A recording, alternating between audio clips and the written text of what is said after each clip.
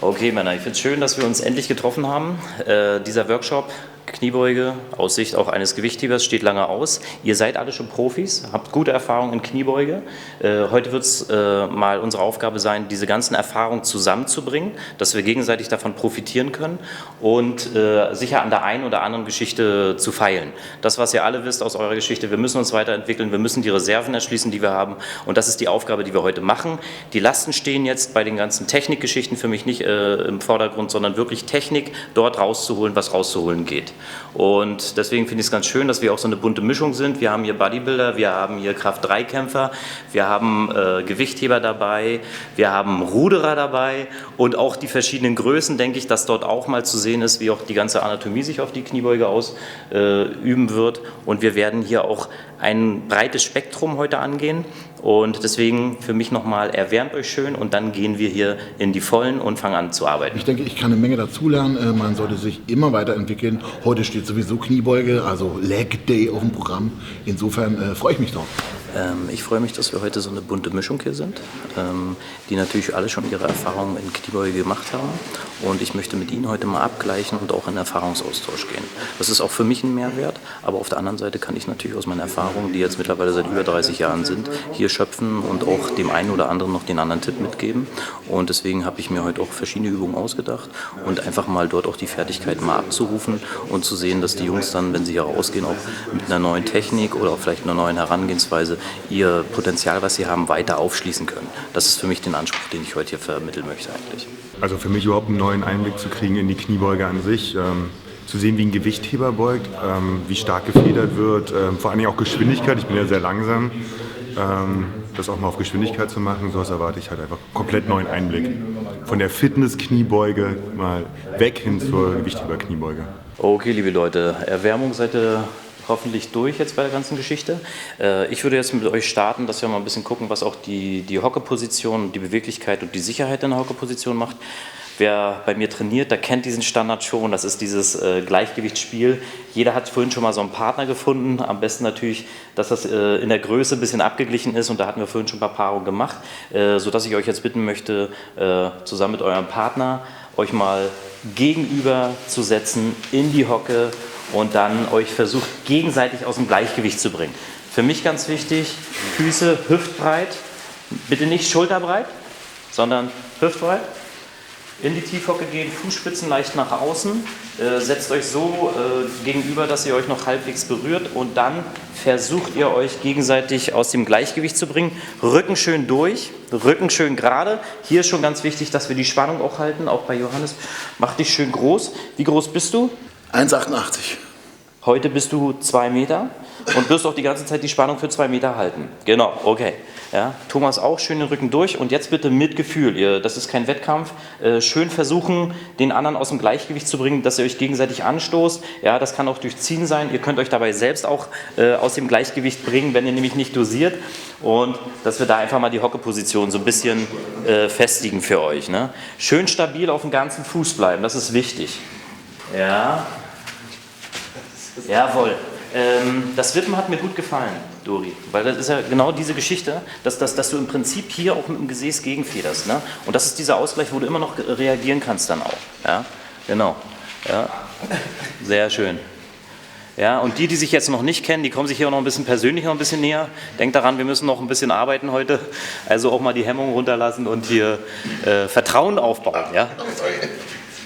Okay, sehr schön. Wie sie selber aus der Gräsen gehen. Genau, darauf muss man auch noch achten.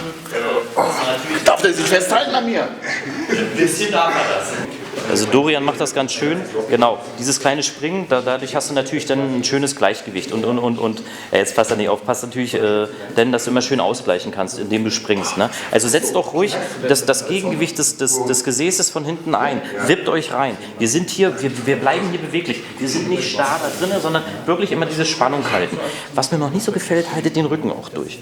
Wir sind alte Silberrücken, ja, und wir stehen in unserem Revier und lassen keinen dort rein. Ja, Brust hoch, ja, wie nachher schon bei Kniebeuge. Und in der Position ruhig die Sicherheit noch ein bisschen testen. Okay. Das, was mir bei den meisten jetzt schon bei diesem ersten kleinen Spielchen aufgefallen ist, wo ich merke, was den einen oder anderen sogar schon ein bisschen Energie gekostet hat, ist die Rückenspannung. Die Rückenspannung muss aufrechterhalten werden. Ja, denkt daran, man kann sich natürlich jetzt hier unten so ein bisschen bequem machen, aber ich kann nur noch wenig reagieren. Diese Reaktion brauchen wir später an der Kniebeuge auch. Das heißt, ich bringe Spannung wieder in den Körper rein. Ihr seht, ich werde wieder ein bisschen größer, halte den Rücken gerade, schiebe den Po auch nach hinten. Ja? Und das, was Dorian vorhin auch schon schön gezeigt hat, immer dieses Reagieren. Wir können immer reagieren, ja? Dadurch, dass wir die Spannung aufrechterhalten. Wenn ich hier so bin, muss ich erstmal eine Spannungsreaktion überhaupt kommen, um dann entsprechend noch auf die einwirkenden Kräfte reagieren zu können. Also haltet hier schön die Spannung, immer schön die Spannung. Ja? Während des ganzen Trainings sind wir Silberrücken und wir halten unser Revier. Ja? Okay. Erste Partnerübung vorbei. Wie fühlt ihr euch? Wie geht schon der Puls, ne? Johannes, geht der Puls schon? Hast du gestern hart trainiert?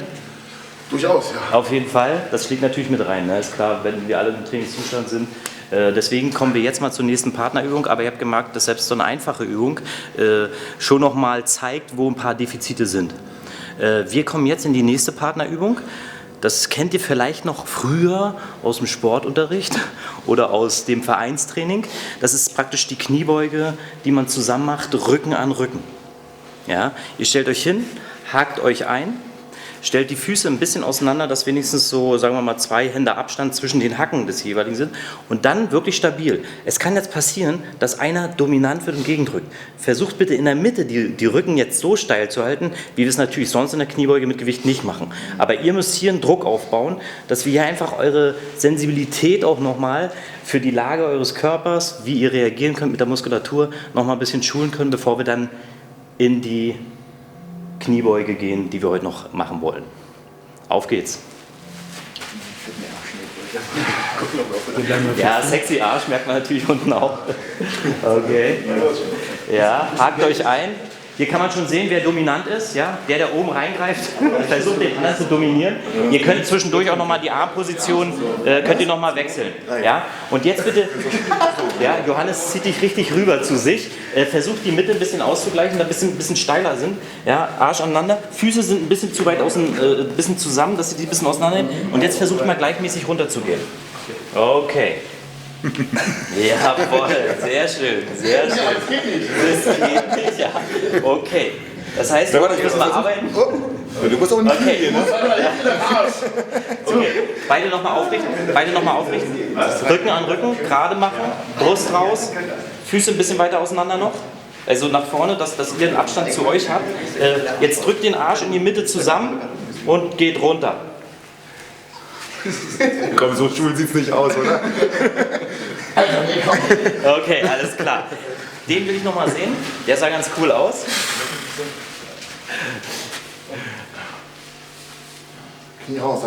Ja, sehr schön. Wir sehen auch hier haben sie natürlich einen wesentlich größeren Abstand nochmal. Ihr wart sehr eng zusammen. Und dann, weil ihr beide natürlich so einen richtigen Knackarsch habt, ne? Ja, drückt sich das natürlich so zusammen, dass ihr dann nicht mehr runterkommt. Also bei euch höchstens nochmal mit Fußstellung von Hacken zu Hacken einfach weiter auseinander, dass ihr mehr Raum habt auch zum Runtergehen. Okay. Kann es sein, dass es bei, bei den zwei funktioniert, weil die Ärsche verschoben sind? Das testen wir jetzt bei euch mal, weil ihr habt ja eigentlich auch verschoben, ne? Ja, das testen wir jetzt mal bei euch. Trotzdem funktioniert es bei uns. Okay, wir schauen uns jetzt trotzdem mal ganz kurz an. Ja? Okay. Wann geht's los? Die Hacken weiter auseinander, auf jeden Fall weiter auseinander. Jawohl. Ja, aber da komme ich allgemein in die Rückenlage. Okay, Rücken aneinander. Ihr müsst euch gegenseitig stützen. Okay. Ihr müsst die Rücken gerade behalten. Runtergehen. Und wieder hoch, und wieder hoch. Na gut, für einen hat es ja gereicht. Ja, okay. Wenn wir Zensuren vergeben müssten, haben wir hier auf jeden Fall eine gute 2. Die anderen Zensuren verteile ich jetzt nicht. Das finde ich aber unfair. Also dann würde ich das nochmal probieren wollen jetzt. Okay, also die Möglichkeit einer Zensurverbesserung besteht jetzt nochmal. Ja, okay, ihr probiert es nochmal. Das lasse ich mir hier nicht zeigen. Jawohl, okay. Also ich hoffe mir, dass ich heute viel mitnehmen kann, auch viele kleine Details, gerade von Marco, weil durch Marco hat er jahrelange Erfahrung selber als Leistungssportler und jetzt als Trainer und kann das extrem gut vermitteln. Und ich hoffe mir einfach davon, dass ich mit den kleinen Details meine Lasten, dass ich mich da verbessern kann und bin gespannt auf das weitere Training. Auf jeden Fall sind sie erstmal ganz motiviert, aber was man feststellt ist, dass sie natürlich einige Belastungen so bisher nicht gemacht haben. Selbst bei diesen kleinen Einsteigergeschichten gibt es da nochmal einen Reiz, wo natürlich erstmal kein Reiz erwartet worden ist. Aber das ist auch ein Effekt, den ich mir natürlich hier verspreche, dass wir Erfahrungen hier auch in anderen Bereichen sammeln, uns wieder aufschließen, auch für neue Methoden im Training auch ranzugehen, auch wenn die nicht neu sind, sondern neu entdeckt werden, kann man trotzdem Reize damit setzen, die jedem auch wieder was bringen. Und in der Hinsicht macht auch Spaß, in der Hinsicht mit den Leuten zu arbeiten. Und wir werden jetzt mal mit der nächsten Übung dann weitermachen und sehen, wie sie sich dort entwickeln. Es geht weiter. Wir arbeiten noch ein bisschen an unseren Fertigkeiten in der Tiefhocke und simulieren jetzt praktisch mal eine Reißbewegung. Das heißt, wir haben ja beim Reißen die Hantel über Kopf. Ja, fassen da auch etwas breiter. Wir fangen jetzt nicht gleich mit Gewichten an, aber da können wir auch nochmal sehen, wie wir uns in der Tiefhocke verhalten und da nochmal ein bisschen annähern, dass wir dann nachher in die Speziellen reingehen können. Ich habe hier auch mal ein paar Stäbe schon mal mitgebracht. Ja, die sind markiert ähnlich wie die Hanteln, dass die Leute, die schon eine Griffbreite haben, die Griffbreite hier schon mal anwenden können. Wer noch keine Griffbreite hat, mit dem werde ich das gleich nochmal zusammen machen. Jeder bekommt einen. War das jeder nur ein Kreuz, ne? Okay, Alex unterstützt mich jetzt dabei. Nein, für Alex besorge ich natürlich auch nochmal einen. Ja? Die Griffbreite, da ist das erste Maß, was wir so als kleine Faustregel nehmen können, der Abstand zwischen der Schulter und dem gestreckten Arm hier an den Fingerspitzen. Also so ermitteln Gewichtheber am Anfang mal erstmal so ihre eigentliche Reißbreite. Das wird dann noch ein bisschen individualisiert. Ne? Wichtig ist eigentlich, dass wir nachher über Kopf eine sichere Position haben. Wenn ich zu weit greife, merke ich schon, dann knacken mir die Arme hier eigentlich weg, dann kann ich eigentlich nichts mehr machen. Wenn ich aber stabil habe, dann merke ich dass ich die gut hinterm Kopf halten kann. Wenn es zu eng ist, bin ich eigentlich dann schon wieder im Stoßenbereich und wir wollen ja jetzt erstmal die Tiefhocke auch im Reißen machen. Also die Länge mittig mal auf die Stange übertragen. Wer hat schon eine Reißbreite? Du hast eine Reißbreite? Romano auch noch nicht? Okay, alles klar. Zerbrecht die Dinger nicht. Ja, wir können nachher noch mit der Hantel weiterarbeiten. Mal über Kopf machen. Wie sieht das bei dir aus? Ich kontrolliere. Enger zusammen machen. Du bist und ein einfach nur. Spaßvogel. Ja, du musst ihn nur beim Kopf halten. Okay.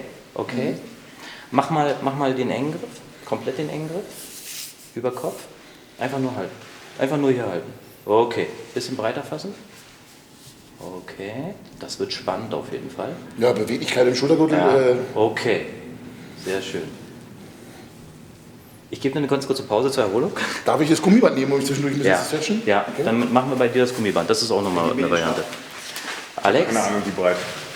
Okay, also wie gesagt, wenn du jetzt, heb mal den Arm zur Seite hin.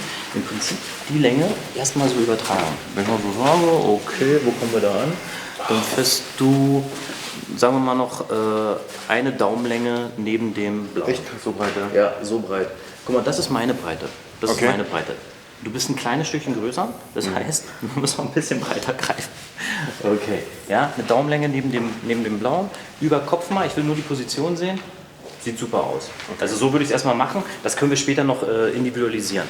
Jetzt gehen wir mal bei dir ran, Thomas. Wie gesagt, meine Griffbreite ist hier.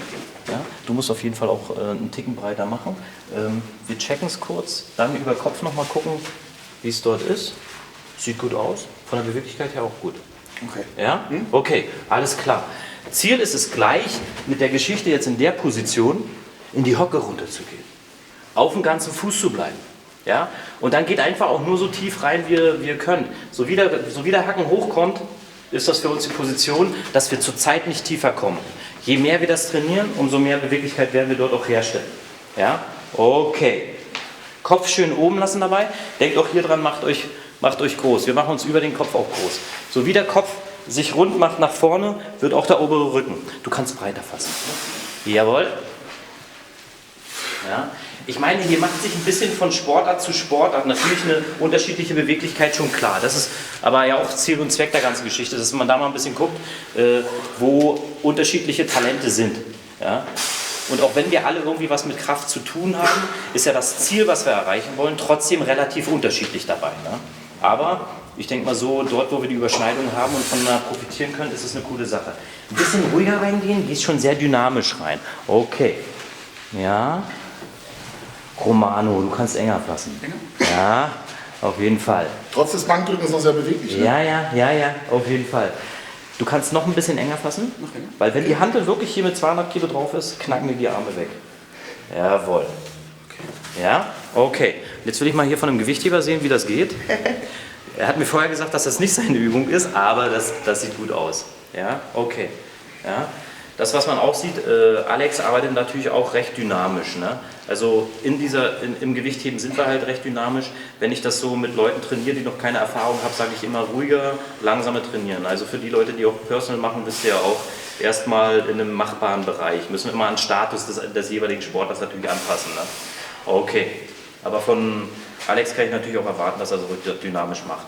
Wie viel machst du noch? 100 noch? Und dann gehen wir an die nächste Übung. Okay, schau mich an da rein. Leicht hoch den Kopf. Ja? Ich weiß, dass wir eigentlich versuchen, immer hier gerade zu halten. Für mich ist trotzdem wichtig für die Stabilität, wenn wir mit der Hantel arbeiten, dass wir als Gegengewicht auch den Kopf ein bisschen nach oben halten. Dass wir uns immer ein kleines Ziel in der Entfernung suchen, am Horizont und dann, okay. Wo merkst du es? Mit Schultergürtel, der halt Ja, okay. mobil genug ist. Ja, Ne? ja. Weil ist natürlich klar, wenn wir hier im Schulterbereich etwas unbeweglicher sind als ein Gewichtheber zum Beispiel, der hier hohe Beweglichkeit braucht, haben wir natürlich hier eine hohe Konzentration erstmal im Schulterbereich. Ne? Ansonsten von der Hocke sieht es gut aus, weil du natürlich schön auf dem ganzen Fuß bleibst. Ne? Ja? Das ist bei dir auch ganz gut gewesen. Vorhin beim Einstieg hast du eine leichte Tendenz gehabt, immer so auf den Ballen noch zu kommen. Ja? Hier sieht es schon besser aus, finde ich. Also wo ich sage, du hältst unten die Fußstellung schön Kontakt zum Boden halten. Ne? Wichtig ist, dass wir unserem Schwerpunkt bei all diesen Kniebeugeübungen, die wir heute noch machen, schön in Hacken immer reindenken. Das ist immer ein schönes Bild. Wenn die Hantel runterfallen würde, ja, dann würde praktisch der Hacken festgenagelt auf dem Boden und dann bleibt er da. Ja. Dass wir uns schön hier an die Senkrechte halten. Ja. Ich komme nicht nach vorne, ich komme nicht nach hinten. Ja. Es gibt eine Gegenbewegung, das Knie fährt nach vorne, der Po schiebt sich nach hinten. Ja. Und der Rücken hat ja hier so eine leichte Parallelverschiebung. Unten schön aufpassen, dass wir nicht in diesen Buttwink reinkommen. Ja. Auch wie weit, Entschuldige, ich verliere gerade das Wort, aber wie weit darf ich ihn mit dem Knie nach vorne? Gut, dass du es ansprichst, weil es gibt verschiedene Diskussionen dazu. Ich gestatte, dass du mit dem Knie über die Fußspitze gehst. Okay. Ja? Die Beweglichkeit gibt es her. Wenn ein kleiner Junge, ein kleines Mädchen sich in die Hocke setzen, dann sitzt er tief. Was sagt der Biomechaniker? Der Körper gibt es her, warum sollen wir es nicht machen? Bitte daran denken, wir arbeiten unter einer Belastung. Unter einer Belastung sind natürlich etwas andere Bedingungen, das ist auch ganz klar. Deswegen eine beherrschte Kniebeuge. Okay. Wenn ich im Leistungssportbereich arbeite, habe ich ein Risiko, was ich fahren muss. Das muss jeder an seiner Verantwortung selber entscheiden. Deswegen auch da können wir diskutieren, machen wir unten, dass der Po abknickt oder nicht. Ich sage immer, haltet die Stabilität. Im Gewichtheben rausche ich auch mal rein. Das ist so. Da hole ich auch den wir Schwung, arbeiten in Grenzbereichen in dem Punkt. Ja? So wie wir eine Spezialsportart extremer machen, haben wir ein Risiko. Das muss jedem bewusst sein. Das muss ich jetzt mit Otto Normalverbraucher nicht eingehen. Da haben wir auch eine Pflicht, gesundheitsorientiert zu arbeiten. Aber das macht jeder auch von euch. Und in jedem seinen Sport müssen wir einfach da auch sehen, dass wir das Risiko auch minimieren. Aber gewisse Dinge kannst du nicht beherrschen, weil Grenzbereiche ja auch etwas Neues ausloten sollen. Und in der Hinsicht kann es auch passieren, dass du in der Tiefhocke natürlich dann auch mal reinrauscht. Wir arbeiten heute, dass wir hier einen Anschlag haben. Guck mal, Oberschenkel berührt die Wade. Das ist okay. Ich muss jetzt nicht runtergehen, weil ich noch den Po auf dem Boden haben will. Okay. Aber es gibt Gewichtheber, da sagen wir, die gehen so tief rein, das ist eine 3-Punkt-Hocke. Weil die haben dann irgendwie in der Endposition fast den Po auf der Bohle drauf. Okay. Gut. Und berühren reicht sozusagen, weil ist immer so, man hört immer so verschiedene Sachen, ne? Weil oft wird gesagt, ja, wenn sich die Wade und der Unterschenkel berühren, dann hebelst du das Knie auf und so ein Ja, es gibt dort unterschiedliche Theorien dazu. Bei mir ist es gestattet, dass dort eine Berührung stattfindet. Ja? Und solange das eine beherrschte Bewegung ist und wir das mit den Muskeln kontrollieren, minimieren wir auch das Risiko. Ja. Es gibt ja auch Völker, die sitzen die ganze Zeit so da. Richtig. Also gerade in Asien, wenn du unterwegs bist, in Korea, in China, da sitzen die alle völlig entspannt so da. Das ist dort Tradition. Die haben dort eine bequeme Haltung, die Beweglichkeit gibt das her. Und wir müssen eben mit unserer eigenen Beweglichkeit dort auch leben, was es hergibt. Und dort sehen, dass wir natürlich die Beweglichkeit erhöhen, aber trotzdem in einem spannungsgeladenen Körper, der einfach die Kontrolle behält die ganze Zeit. Für mich ist ja was ganz Neues. Ich komme aus dem Fitnessbereich und da werden viele Sachen einfach anders gemacht, anders kommuniziert. Und jetzt ist es halt einfach mal eine andere Sichtweise, eher so der Leistungssportgedanke. Und das kenne ich ja auch aus meinem Sport. Da sehen halt viele Sachen anders aus. Kein Ruderer sitzt mit einem geraden Rücken im Boot. Ja. Und hier wird eben auch klar gesagt, was kann man machen, was kann man nicht machen. Und das finde ich halt super interessant. Und ich denke auch meine Kunden als Personal Trainer werden davon auch profitieren, dass man einfach mal ein paar neue Ansichten kriegt und auch ein paar neue Anreize einfach. Ne? So Leute, jetzt haben wir hier schon mal unsere Hanteln aufgebaut. Nachdem wir jetzt ein paar Spielchen gemacht haben fürs Gleichgewicht, wird es jetzt langsam ernst, sodass wir jetzt anfangen mit den Hanteln auch zu arbeiten. Und deswegen jetzt auch hier beide Racks nochmal vorbereitet. Verschiedene Körperhöhen, hier die großen, hier die kleinen. Okay, für mich sind die Ständer eigentlich so eingestellt, dass ich gut Klimmzüge machen kann. Ja, deswegen werde ich mir die ganze Geschichte immer noch ein bisschen rausnehmen und das eine oder andere zeigen. Auch hier werden wir am Anfang noch mal ein bisschen versuchen, was für die Positionierung der Hantel zu machen. Auch da gibt es immer noch mal Fragen. Ich höre oft zum Beispiel, ja, das drückt hier total ab, dass wir noch mal eure Position noch mal gucken und dass wir durchaus die Muskulatur, die wir auch hier im Nackenbereich und auch im vorderen Bereich, das Schlüsselbein und die Schulter mit einsetzen können, dort eine vernünftige Position machen, dass wir uns während der Kniebeuge auf das Wesentliche, nämlich aufs Beugen konzentrieren können und nicht immer so die ganze Zeit noch hier so dastehen und sagen, oh, okay, mir tut das hier weh. Das hast du unheimlich oft. Ja, was kommt dann rein? Da kommt dann so ein Polster rein, wo ich immer so sage, jawohl, den ersten Lacher hast du von meiner Seite schon mal und dann sage ich nur noch Gewichtheberin zu ihm. Ja, aber das akzeptieren die durchaus auch. Hantel, von der Blickrichtung her würde ich euch immer empfehlen, dass, wenn ihr die rausnehmt, immer die Hantelständer im Blick behaltet. Ja, weil wenn ich dann fertig bin mit meiner Serie und ich suche dann nach hinten noch irgendwie den Ständer, dann habe ich ein Problem. Für euch als Orientierung, in der letzten Serie können wir es machen, weil in der letzten Serie machen wir ja den hier, ne? Dann schmeißen wir immer weg und lassen es richtig ballern. Machen wir heute hier nicht, so eine Gewichte werden wir heute auch nicht nehmen, aber haltet einfach die Blickrichtung immer in die Ständerrichtung. Nehmt das rauf. Ich hebe es jetzt erstmal so rauf, sodass ich jetzt erstmal versuche mit euch diese Geschichte zu machen, dass wir hier einfach nochmal Gleichgewicht machen mit 20 Kilo. Ihr merkt auch, meine Stimme hört sich ein bisschen anders an. Die Hantel liegt hier auf dem Schlüsselbein und ich habe hier auch die Schulter mit drin. Ja, habe jetzt die Hände auch weggemacht und kann damit gerade runtergehen. Denkt bitte an die Senkrechte, die die Hantel beschreibt. Zack, schön verhalten, runtergehen, saubere Geschichte. Machen wir jetzt erstmal alle vorne, dass wir uns ein bisschen einarbeiten. Jupp. Wer möchte? Senkrechte, wie die Handel beschreibt. Hervorragend. Das dachte ich auch. Sehr geil. Fand ich super, echt. Klasse, echt. Senkrechte, wie die Handel beschreibt. Schön. Das ist ein Bild, was funktioniert. Ja? Obwohl, das, was ihr ja auch kennt, gerade wenn ihr als Personal Trainer unterwegs seid, du hast unheimlich viele Bilder schon aufgebaut, die funktionieren bei der Masse der Leute und dann hast du bei dem funktioniert es nicht. Es funktioniert nichts. Ähnlich ist es mir gegangen, wenn ich jetzt mal versuche, Bewegungsabläufe schriftlich mal abzufassen. Da hast du dann Bilder, die in ihrer Erklärung total unscharf sind, aber in der Praxis funktionieren die, weil du gleichzeitig natürlich noch zeigst, wie es geht. Leg mal bitte die Hantel beim Umsetzen vor die Brust. Mach das mal bitte. Das mach mal bitte. Ja? Die legst du nicht vor die Brust, aber es funktioniert, wenn ich sage, du legst sie vor die Brust.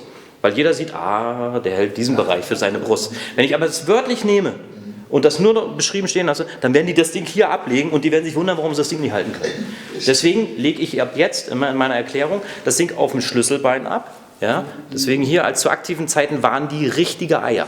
Ja, richtig groß. Und ich habe die Schulter mit drin. Wichtig ist, dass wir die Schulter nicht nach vorne rotieren lassen, ist auch ganz klar. Weil hier stützen wir natürlich mit dem Ellbogen ein bisschen gegen. Bei Gewichthebern haben wir die sehr senkrecht, deswegen bin ich auch auf eure Beweglichkeit gespannt, was das jetzt hier macht. Weil hier ist natürlich auch ein bisschen individuell jetzt an Sportart angepasst, was die Stabilität betrifft und die Griffweite betrifft. Ja, okay, auf geht's. Ihr könnt an die Hanteln ran, ich komme zwischendurch immer ran und kontrolliere das nochmal. Legt die wirklich hier vorne erstmal ab und dann schön polstern. Ja, von Alex erwarte ich hier was ganz Sicheres. Er guckt sogar noch mal runter und kontrolliert.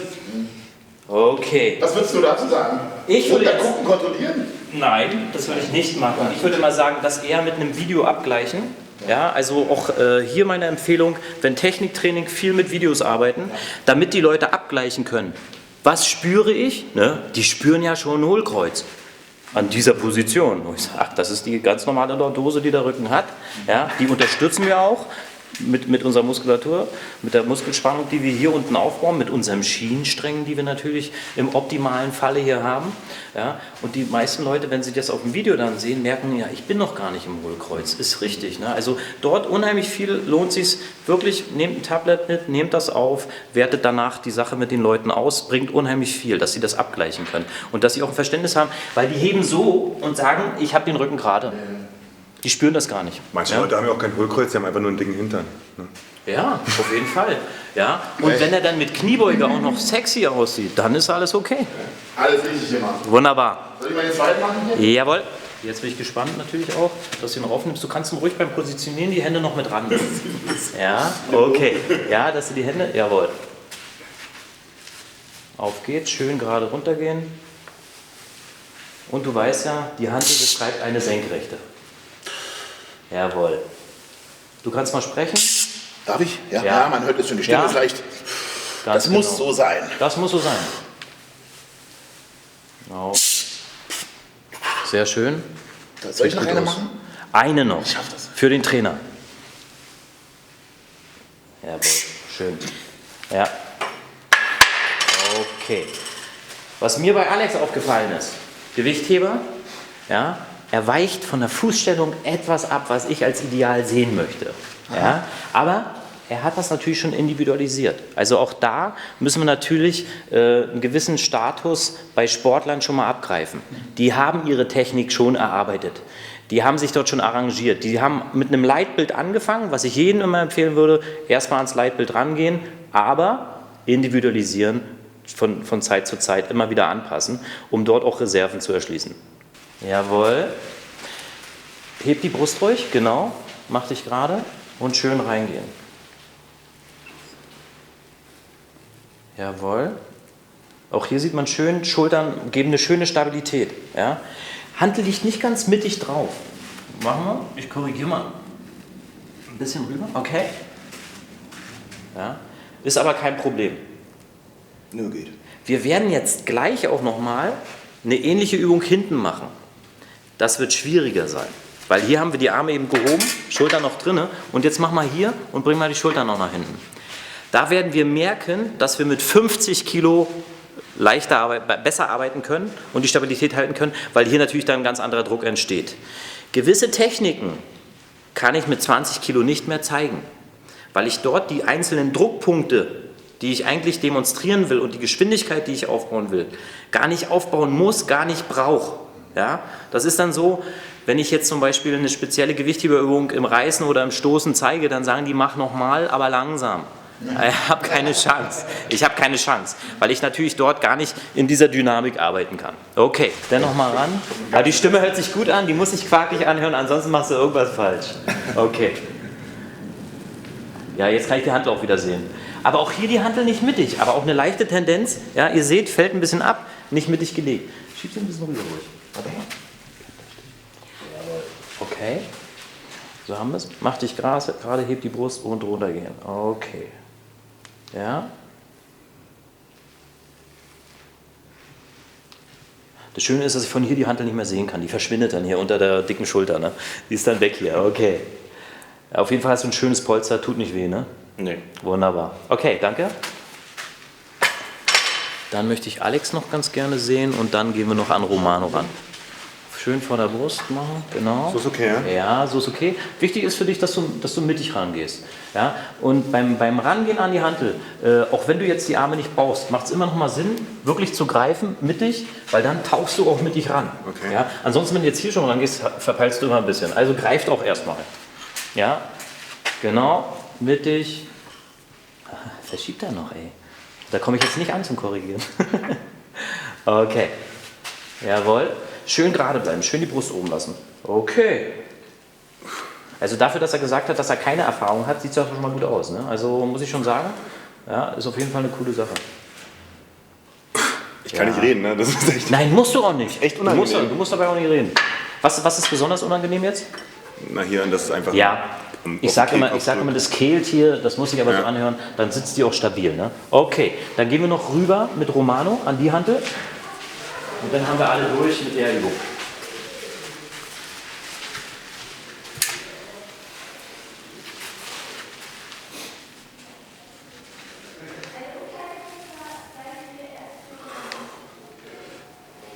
Kommt mal rum, bitte.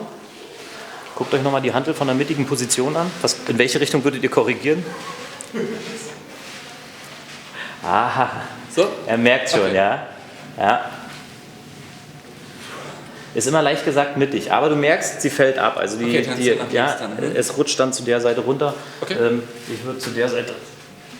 Es ist oft minimal, ja, aber du merkst trotzdem, dass die Bewegung dadurch beeinflusst wird. Ne? Okay. Jetzt fällt es auch leichter, ne? Ja. Okay. Gut. Danke.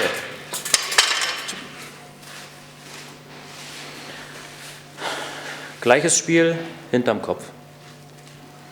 Mit ein bisschen Gewicht. Weil wie gesagt, jetzt wird es schwierig. Wenn ich die jetzt hier ablege, das kriegt man natürlich auch noch irgendwie hin. Ja? Also auch die wird noch liegen bleiben, aber wenn ich jetzt ein bisschen Gewicht habe, wird es leichter sein. Ne? Wenn ich jetzt so runtergehe, jawohl, die bleibt einfach liegen, alles ist gut. Ja?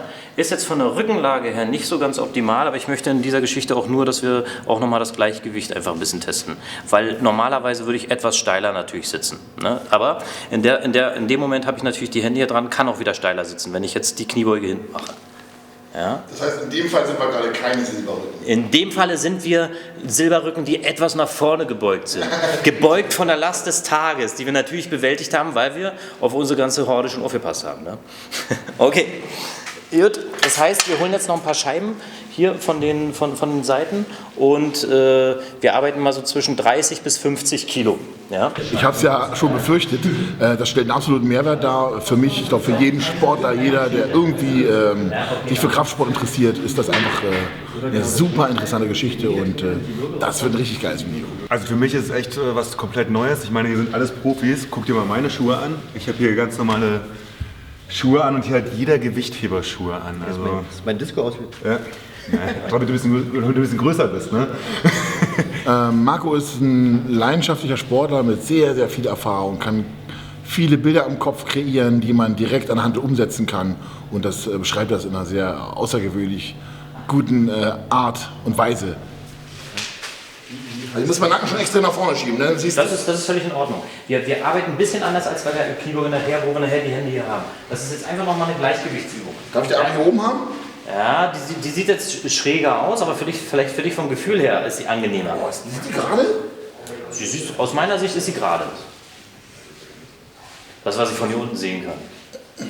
Okay, gut. Schön dranbleiben. Jawohl. Schön konzentrieren, Spannung halten und wieder hoch.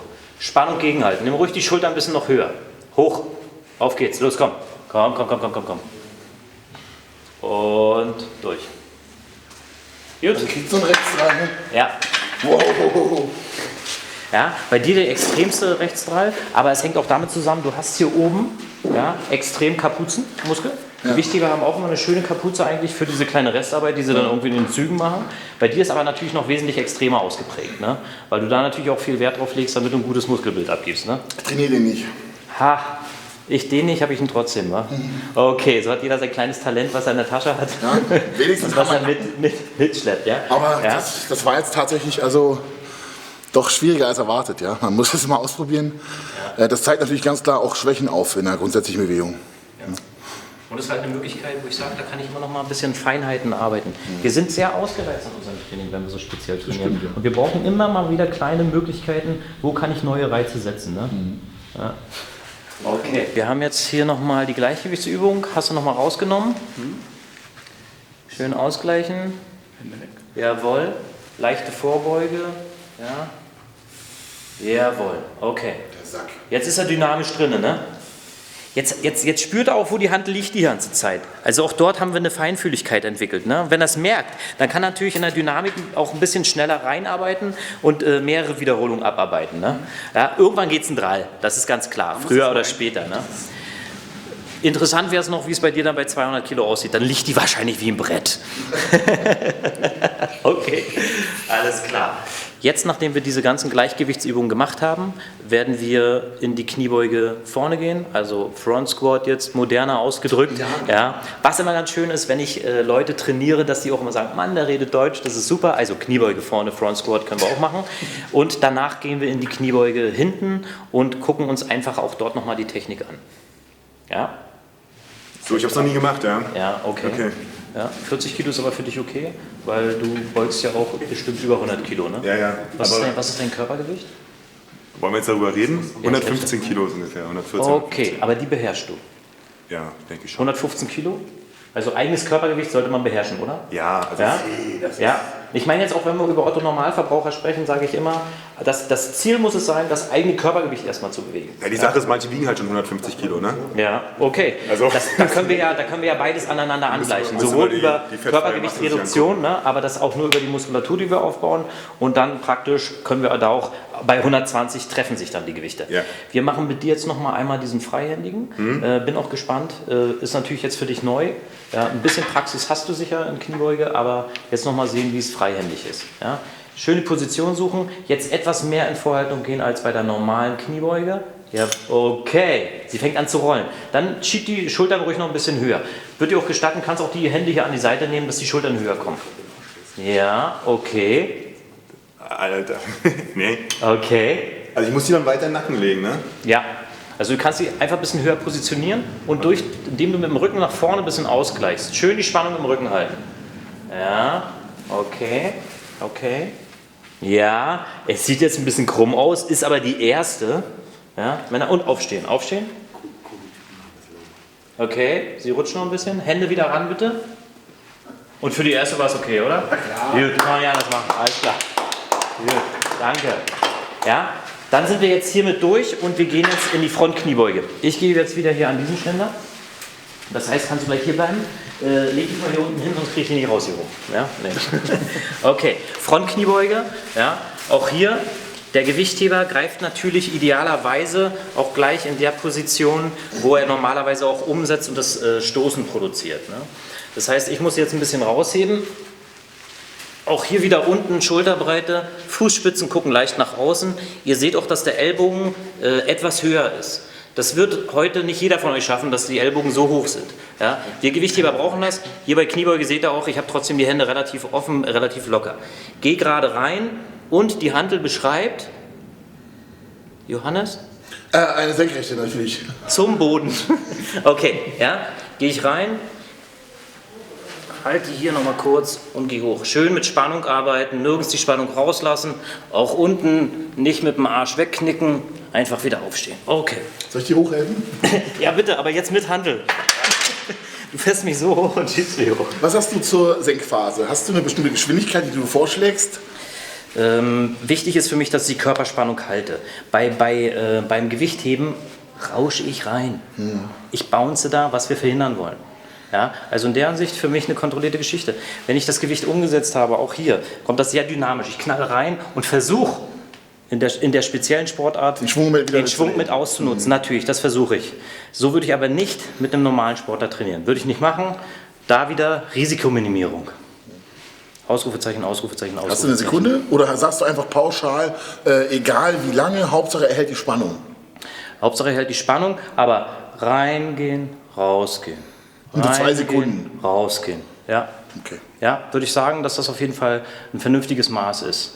Ja, weil du merkst auch irgendwann, er geht hier rein Und dann merkst du schon, oh, jetzt ist er so im toten Punkt, kommt er gar nicht mehr hoch. Genau. Deswegen sag ich immer dynamisch. Und diese Geschwindigkeiten sind unterschiedlich. So wie du beim Heben auch siehst, bei dem einen sieht das total langsam aus, der kommt trotzdem unter die Last. Der andere ist extrem schnell, kommt auch unter die Last. Ja? Also so hat jeder dort auch seine Fähigkeiten, die er ausnutzen kann und rüberbringen kann. Ich würde kein Maß dafür angeben wollen, sondern immer so sagen, das ist Fingerspitzengefühl des Trainers, das abzugleichen, was kann er und was kann er nicht. Ja? Okay. Wer möchte als Erster? Ich? Von hinten hier. Okay, alles klar. Dann gehen wir hier ran. Denk schön dran, auch hier die Spannung. Die Hantel wird auf dem Schlüsselbein abgelegt, auf die Schultern mit drin. Bitte nicht nach vorne rotieren mit den Schultern, sondern auch hier bleibt die Brust gehoben. Ja? Die Gewichtheber sagen wir Brust raus, Arsch raus. Ja? Und Rücken schön gerade.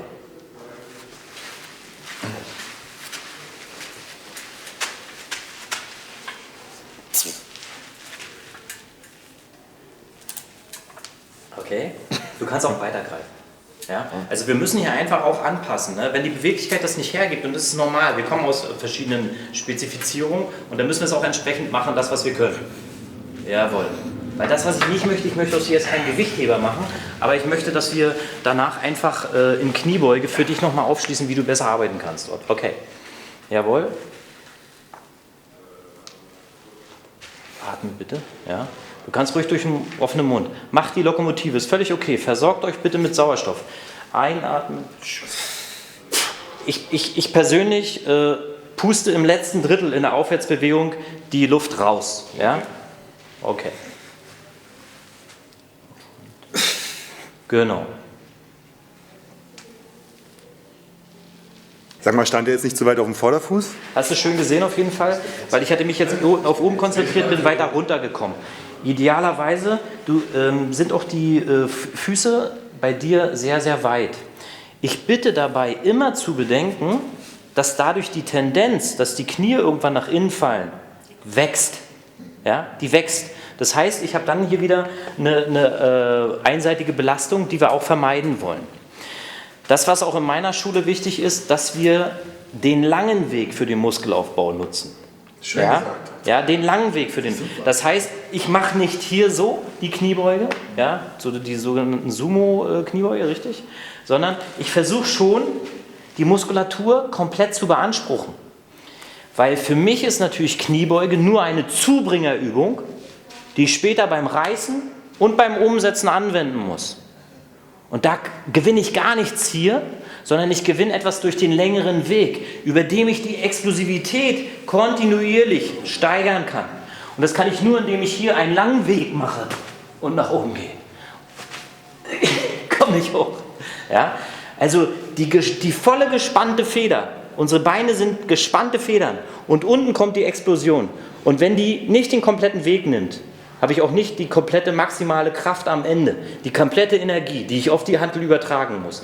Deswegen nutzen wir die längeren Wege. Dann möchte ich jetzt mal Alex sehen. Alex, ja? Alex kennt diese ganze Schule schon. Für mich war es einfach auch wichtig, dass ich Alex natürlich auch ein bisschen als Beispiel vornehme, weil er noch aktiv im Gewichtheben trainiert. Ja? Auch hier durchaus ja, seine Spezialfußstellung, die ich, wenn ich ein Leitbild erstmal mache, nicht ganz so weit fassen würde. Aber er hat sich darauf eingeschossen und jetzt zeigt er uns nochmal, wie die Kniebeuge vorne geht. Ja. Ja, man hört auch was. Ja, das ist die Lagerfeuerromantik aus dem Knie. Okay. Ja. Okay. Alles, was mit der Oberkörperflächenspannung zu tun hat, würde ich nicht diskutieren. Bei der Fußstellung würde ich immer diskutieren, aber da er jetzt einfach schon an der Stelle ein ausgebildeter Gewichtheber ist, ist das die Spezialtechnik, die er für sich auch gefunden hat. Ja? Also so leben wir auch immer damit, dass Leute natürlich aufgrund ihrer körperlichen Bedingungen auf jeden Fall anders reagieren. Es gibt durchaus auch Gewichtheber, die haben recht kurze Arme. Auch problematisch. Ne? Auch das muss ich irgendwie anpassen. Wir sind anatomisch alle unterschiedlich. Alex kann bei weitem nicht so heben wie ich, das ist ganz klar. Der hat ganz andere Hebelverhältnisse. Warum? Also ich kann schon mit ein bisschen Training vielleicht. Ja, das auf jeden Fall. Dass es lohnenswert ist, das ist ja nicht die Frage. Aber ich muss trotzdem immer noch ein bisschen gucken, wie ich die Technik bei dir individualisiere aufgrund deiner anderen Bedingungen. Meine kurzen Hebelverhältnisse eignen sich super fürs Gewichtheben. Ja? Aber fürs Boot definitiv nicht. Es sei denn, ich reduziere mein Körpergewicht, dann könnte ich mich vielleicht noch als Steuermann anbieten. Wer ist der Nächste? Wen wollen wir haben? Okay, Thomas.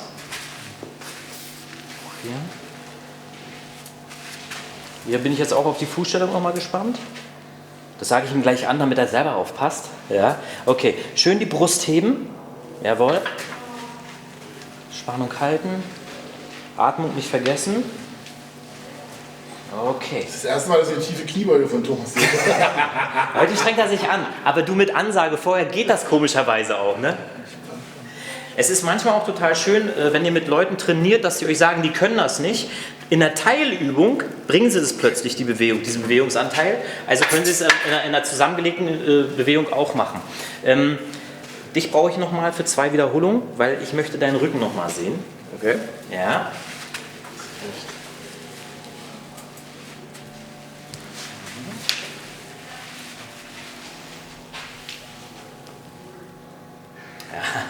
Du brauchst unten nicht abknicken. Brauchst du nicht. Geh nur so tief, wie du die Spannung hältst. Völlig okay. Jawohl, okay. Das ist in Ordnung. Ich habe das Gefühl, dass es jetzt besser läuft, wo ich von hinten auch nochmal geguckt habe. Ja, ihr habt es gesehen. Ja. Ihr habt es gesehen. Da gab es eine Verschiebung. Aber jetzt, wo ich hinten stand, geht. Thomas, es ist möglich, ja? Okay. Romano. Und dann gehen wir rüber an die große Hand.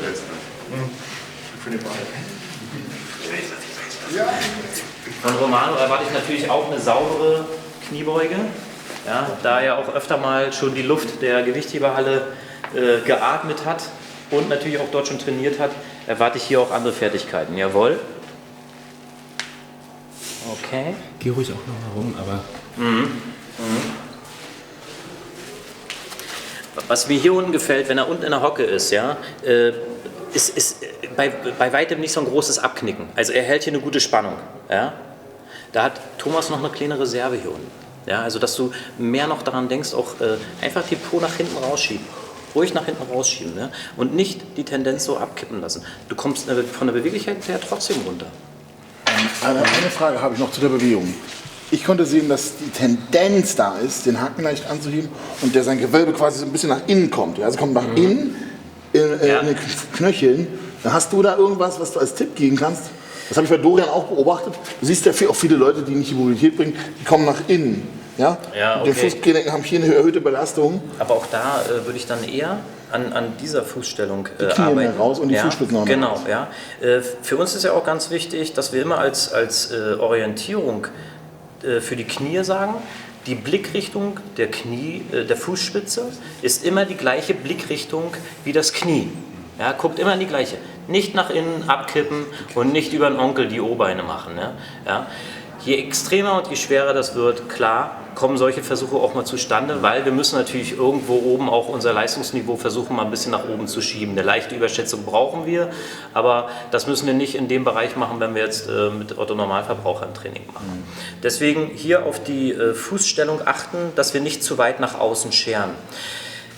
Viel diskutiert ist auch immer diese Geschichte, zum Beispiel, wenn die Fußspitze, wenn wir auf den Ballen dann heben, dass wir hinten eine Scheibe runter machen. Natürlich. Ich persönlich sage mir, wenn ich den ganzen Tag mit Hackenschuhen laufe, werde ich auf jeden Fall nichts für die Beweglichkeit tun, sondern die Beweglichkeit wird weiter eingeschränkt. Deswegen sage ich lieber, lasst die Scheibe weg, geht so tief runter, wie ihr noch mit dem ganzen Fuß am Boden bleibt und ihr werdet sehen, je öfter ihr trainiert, umso höhere Beweglichkeit wird sich herstellen und ihr werdet Stück für Stück tiefer kommen. Wir müssen nicht gleich morgen das schaffen, sondern wir haben Zeit. Wir haben bis wir 80 sind, haben wir Zeit, das nochmal richtig zu perfektionieren. Ne? Ja, finde ich ganz toll. Ja, was bei Romano halt zu sehen war, der bleibt natürlich im Oberkörper auch viel aufrechter und macht sich das damit auch ein bisschen einfacher. Das, was jetzt hier auch nochmal ist, wir machen jetzt Kniebeuge vorne. Da müssen wir noch einen Ticken aufrechter sein, als zur Kniebeuge hinten, zu dem wir nachher noch kommen. Da ist die Vorlage des Rückens natürlich etwas weiter vom Winkel her so, dass der Arsch sich noch mal ein bisschen hebt. Aber hier müssen wir natürlich extrem gegenhalten, dass die Hantel uns hier nicht runterrutscht. Und deswegen stehst du hier noch aufrechter. Ja? Uns Gewichthebern kommt es entgegen, weil wir aus der Position auch die Anstoßbewegung machen müssen. Ne? Ich habe Front Squats ja in mein Training aufgenommen, um meinen Rücken halt gerade zu halten mit der normalen Kniebeuge. Aber habe jetzt zum ersten Mal richtig gut eine Einweisung bekommen. Es ist wirklich mal schön, mit Experten, also mit Romano, mit Johannes, mit Markus, einfach mal ein bisschen zu quatschen in den Pausen, weil es einfach nochmal ganz andere Sichtweisen sind. Und jetzt war es bei mir auch gerade so, dass ich bei der Frontkniebeuge extreme Probleme hatte, mit der Hand jetzt runterzukommen. Und jetzt haben wir einfach meinen Unterarm und meinen Trizeps ein bisschen getriggert, wie es so schön heißt. Und ja, schon bin ich deutlich besser unter die Hantel gekommen. Ich finde das super, gerade beim Frontbeugen, dass man dadurch wirklich lernt, dass man den Oberkörper aufrecht halten muss. Beim Kniebeugen hinten ist es ja bei hohen Lasten, dass man dort auch ein bisschen dschungeln kann. Mit dem Arsch zuerst hoch und so ein bisschen vorgeneigt. Beim Frontbeugen schafft man es einfach nicht, dass man die Hantel dann einfach fallen lassen muss.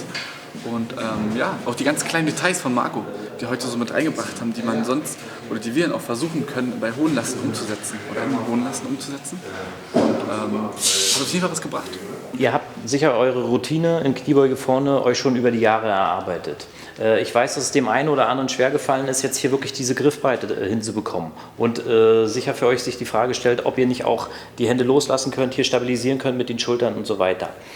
Würde ich sagen, prinzipiell ja, kann man machen, aber auch hier im Sinne eines weiteren Zugewinns der Beweglichkeit immer mal wieder hier testen, auch die Arme zu machen. Auch hier bin ich dann gezwungen, eine Beweglichkeit auch hier herzustellen. Ja?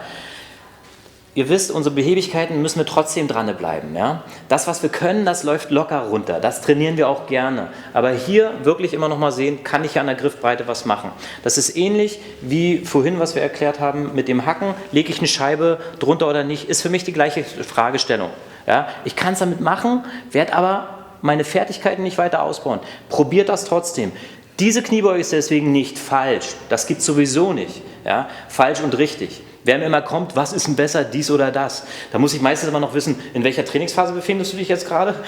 Wenn du es jetzt schon 1000 Wochen gemacht hast, dann brauchst du es gar nicht mehr machen, sondern du sprichst den Muskel anders an. Und ähnlich sehe ich das auch bei dieser Thematik.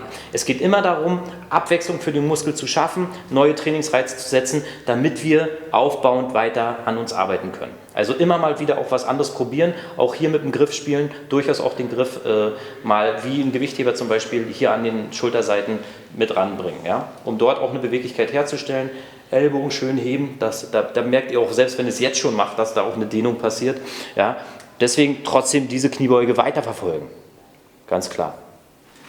Okay Leute, wir gucken uns jetzt mal von Alex die Kniebeuge an. Alex ist heute auch noch mit ein bisschen Trainingsplan hergekommen. Ich glaube auch schon, dass er auch ein bisschen unsere Hilfe hier braucht. Das heißt, es hilft schon, dass wir zugucken. Ja, sein Ego ist ein bisschen gefordert. Er muss jetzt mit dieser Last 3 Wiederholungen machen und ist dann für heute durch. Wir gehen danach auch an die Back Squat. Er macht praktisch das Intro für uns. Bitte achtet auf seine Knie. So möchte ich die bei euch nicht sehen. Schöne Ansage. Auf geht's. 3 Stück, schön konzentriert. Trotzdem versuchen, sauber zu arbeiten, Alex.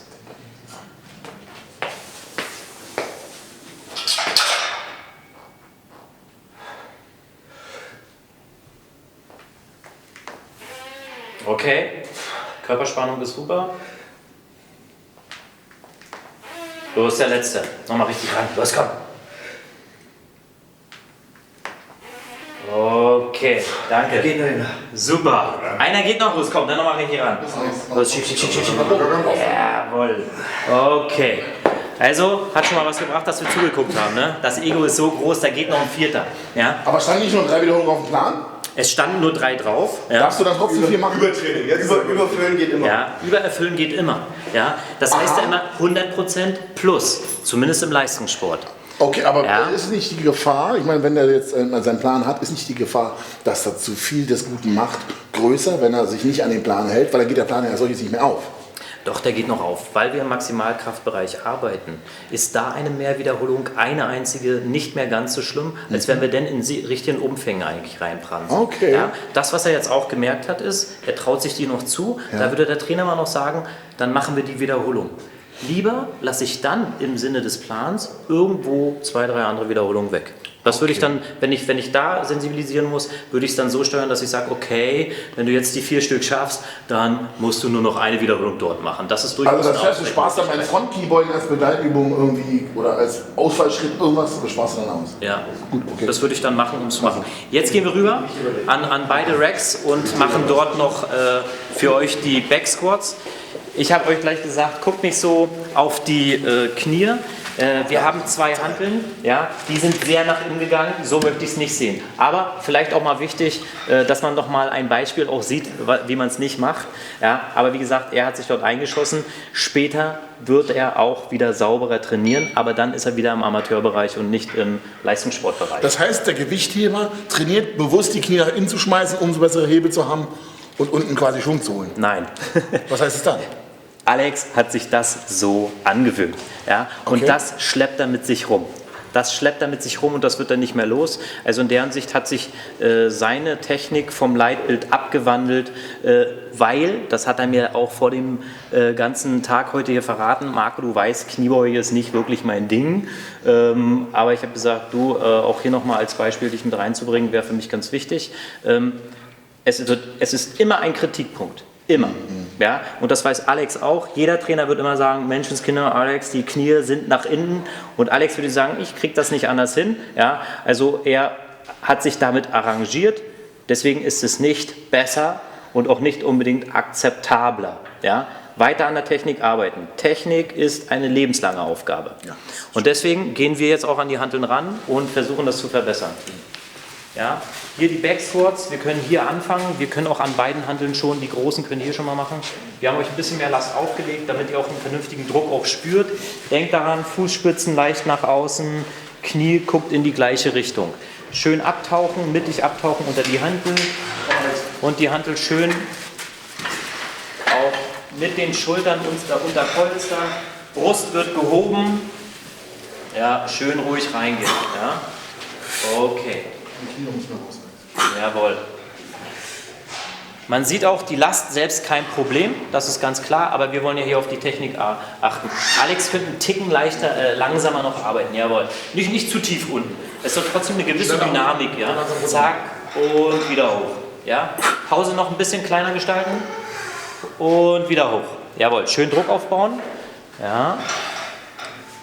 Ja, Dorian sitzt das auch schön gerade und schön steil auf. Ja, die Schultern kriegt er natürlich aufgrund seines hohen Kapuzenmuskels gar nicht mehr zur Stabilisierung rein, ist aber auch nicht notwendig, weil hier auch der Kapuzenmuskel eigentlich breit genug ist, dass du eine gute Aufladefläche hast. Und gut abgesichert, auch das, was ich oft sehe, der Griff hier zu breit.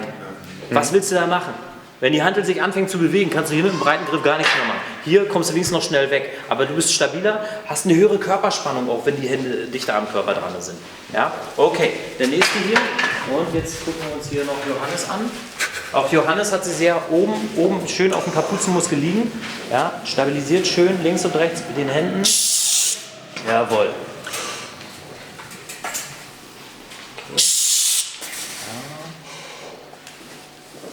Ja, steht ein bisschen breiter, als ich es sonst machen würde, aber hast du dich auch auf die Technik? Jawohl, wir versuchen es mal. Ich bin noch in der Erfindungsphase. Sehr schön. Jawohl. Luft schön geholt und oben ausgestoßen. Jawohl. Liegt stabil auf. Okay.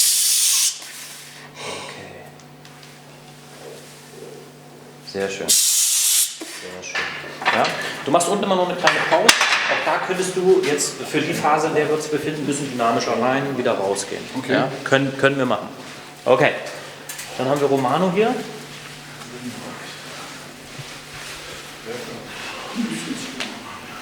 Okay. Kommt mal alle zu mir hier rum, dass wir mal hier auch nochmal die Lage der Hantel beobachten können. Ja? Seht ihr was? Nicht ganz symmetrisch, ja. Ist nicht ganz symmetrisch. Ja? Das heißt, die Schulter hat eine Berührung, die Schulter nicht. Hier ist die Hantel weiter nach links. Ja? Also hier schließt das Blanke hier ab, direkt an der Schulter. Hier ragt es sogar noch ein Stückchen weiter Okay, also ein raus. Tick rüber, ja? Ja? Also, und das sind manchmal echt Feinheiten, auf die ihr achten müsst. Es kann durchaus sein, dass der Körper sich natürlich mit gewissen Behebigkeiten, die sie schon eingestellt haben, oder so, irgendwie arrangiert. Ja? und dadurch versucht zum Beispiel einem Schmerzpunkt auszuweichen. Auf so eine Sache müssen wir ganz genau nochmal achten.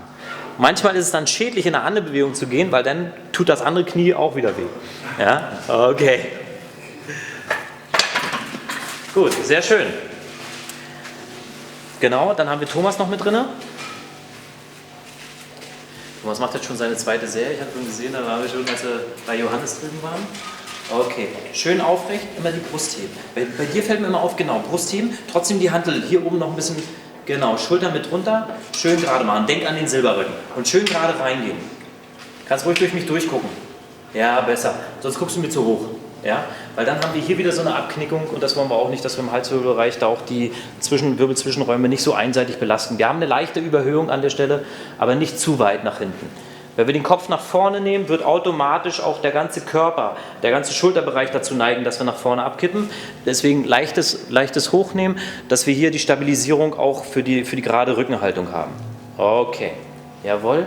Und du atmest nicht hörbar, aber du versorgst dich trotzdem hoffentlich mit Sauerstoff. Jo. Sehr schön. Okay Leute, das war heute der erste kleine Eindruck, den wir in der wenigen Zeit, die wir hatten, machen konnten. Mir hat es viel Spaß gemacht, auch ich nehme ein paar Erfahrungen hier wieder mit. Ich würde mich freuen, wenn wir uns irgendwann wieder hier in diesem Kreis treffen. Ja, das heißt, vielleicht auch ein bisschen erweitert, die eine oder andere Übung spezieller reingehen und dann weiter daran feilen. Für euch hoffe ich, dass ihr was mitnehmen konntet. Wie gesagt, ich habe eine Menge wieder heute gelernt, was mir auch als Erfahrungsaustausch eine Menge bringen wird.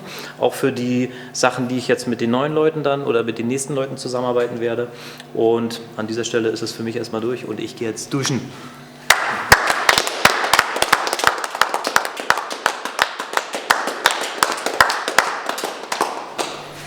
Großartig, ein deutschsprachiger Mann, der sehr viel Erfahrung hat, ganz andere Herangehensweisen an Bewegungsabläufe, ganz großes Tennis.